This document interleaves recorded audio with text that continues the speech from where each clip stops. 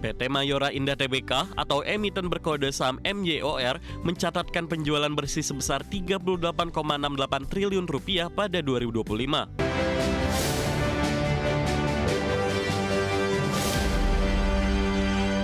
PT Mayora Indah Tbk mencatatkan penurunan laba bersih di sepanjang tahun 2025 meski penjualan tumbuh positif. Peningkatan penjualan didorong kontribusi segmen makanan dan minuman serta pasar domestik yang masih dominan. PT Mayora Indah Tbk atau emiten berkode saham MYOR mencatatkan penjualan bersih sebesar Rp38,68 triliun pada 2025. Angka ini naik 7,23% dibandingkan Rp36,07 triliun pada 2024. Penjualan sebelum eliminasi, penjualan segmen makanan olahan dalam kemasan mencapai Rp24,14 triliun. Sementara segmen minuman olahan dalam kemasan mencapai Rp18,25 triliun. Dari sisi geografis, penjualan di pasar domestik tercatat Rp22,83 triliun. Sedangkan pasar ekspor menyumbang Rp15,87 triliun terhadap total penjualan. Meski penjualan meningkat, laba bersih yang didistribusikan kepada pemilik entitas induk turun menjadi Rp2,86 triliun. Angka ini menurun 4,5% dibandingkan Rp3 triliun pada 2024. Mayora mencatatkan laba kotor sebesar Rp8,49 triliun, serta laba sebelum pajak sebesar Rp3,61 triliun setelah memperhitungkan berbagai beban operasional. Di akhir 2025 hingga 31 Desember 2025, total aset perseroan tercatat Rp31,37 triliun, dengan total liabilitas Rp13,01 triliun dan ekuitas Rp18,36 triliun. Tim Liputan IDX Channel. Maskapai penerbangan PT Garuda Indonesia Persero Tbk mencatat kenaikan rugi bersih sebesar 343,57% menjadi 322,48 juta dolar Amerika di sepanjang tahun 2025. Kenaikan rugi bersih tersebut sejalan dengan penurunan pendapatan di tahun lalu.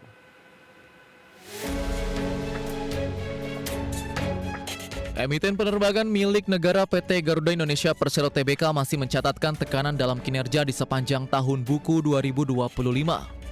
Hal itu tercermin dari rugi bersih yang dapat diatribusikan kepada pemilik entitas induk yang mencapai 322,48 juta dolar Amerika. Rugi bersih tersebut membengkak hingga 343,57% dibanding rugi bersih di tahun 2024 yang sebesar 72,7 juta dolar Amerika.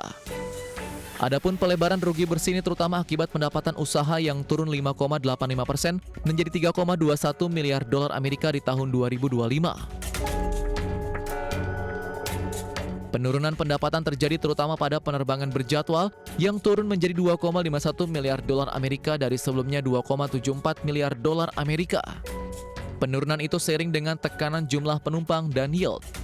Meski demikian, Direktur Utama Garuda Indonesia Glenny Kairupan dalam rilis resminya pada 23 Maret lalu mengatakan, manajemen Garuda Indonesia optimistis dapat mempercepat langkah menuju fase turnaround atau berbalik dari rugi yang lebih solid, sekaligus memperkuat perannya sebagai national flag carrier yang kompetitif. Sebelumnya, perseroan juga telah menerima suntikan dana masuk pemerintah melalui Danantara sebesar Rp23,7 triliun pada akhir 2025. Dana tersebut akan digunakan untuk mendukung perawatan armada, restrukturisasi keuangan, serta penguatan likuiditas. Berbagai sumber IDX Channel. Ya, masih dari informasi emiten, pemirsa, 3 direksi PT Merdeka Gold Resources Tbk atau emiten berkode saham emas mengundurkan diri dari jabatannya. Pengunduran diri ini akan diputuskan melalui RUPS di tengah kinerja perseroan yang masih mencatatkan kerugian pada 2025. PT Merdeka Gold Resort Tbk, emiten berkode saham EMAS, menerima pengunduran diri 3 anggota direksi perseroan. Ketiga direktur tersebut yaitu Albert Saputro, David Thomas Fowler, dan Adi Adriansyah Sukri. Manajemen menyebut perseroan telah menerima surat pengunduran diri pada 18 Maret 2026. Informasi tersebut disampaikan dalam keterbukaan informasi pada 25 Maret 2026. Sesuai ketentuan anggaran dasar dan peraturan yang berlaku, keputusan atas pengunduran diri tersebut akan ditentukan melalui Rapat Umum Pemegang Saham atau RUPS. Dari sisi kinerja, perseroan masih mencatatkan kerugian sebesar 27,49 juta dolar Amerika Serikat pada 2025. Angka ini meningkat 116,47% dibandingkan kerugian 12,69 juta dolar Amerika pada 2024. Kerugian tersebut terjadi karena tambang emas Pani belum berproduksi secara komersial, sehingga sumber pendapatan perseroan masih terbatas. Perseroan hanya mencatatkan pendapatan sebesar 131,96 ribu dolar Amerika pada 2025. Angka ini anjlok 92,45% dibandingkan 1,74 juta dolar Amerika pada tahun sebelumnya. Pendapatan tersebut berasal dari segmen sewa alat berat kepada pihak berelasi yaitu PT Merdeka Mining Service. Tim Liputan IDX Channel. Pemirsa, pemerintah memastikan terus memperkuat sektor pertanian sebagai fondasi utama kedaulatan bangsa. Pemerintah optimis Indonesia dapat mencapai kedaulatan pangan yang berkelanjutan sekaligus memperkuat posisi bangsa di tengah tantangan global. Presiden Prabowo Subianto menegaskan komitmen pemerintah dalam memperkuat sektor pertanian sebagai fondasi utama kedaulatan bangsa.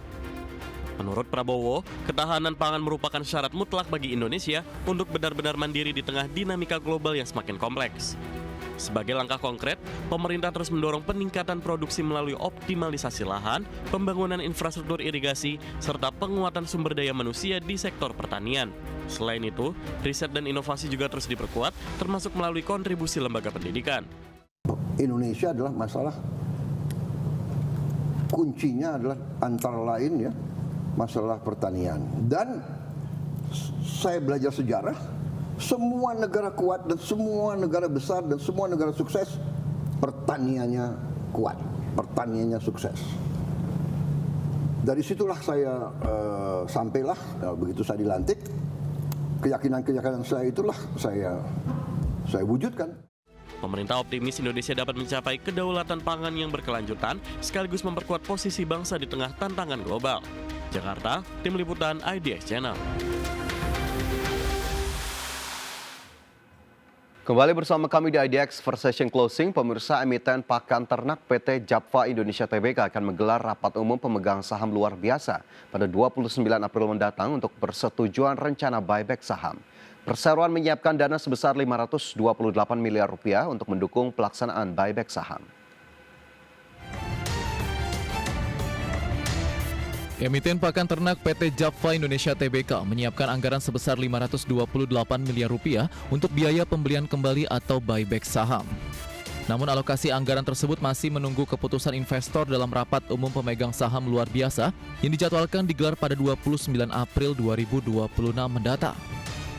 Buyback saham emiten dengan kode Japfa ini didasari oleh sejumlah pertimbangan, antara lain untuk meningkatkan nilai pemegang saham melalui penguatan return on equity. Di mana selain untuk pertumbuhan dan perluasan usaha, buyback dapat dianggap sebagai salah satu cara di mana ROE dapat ditingkatkan.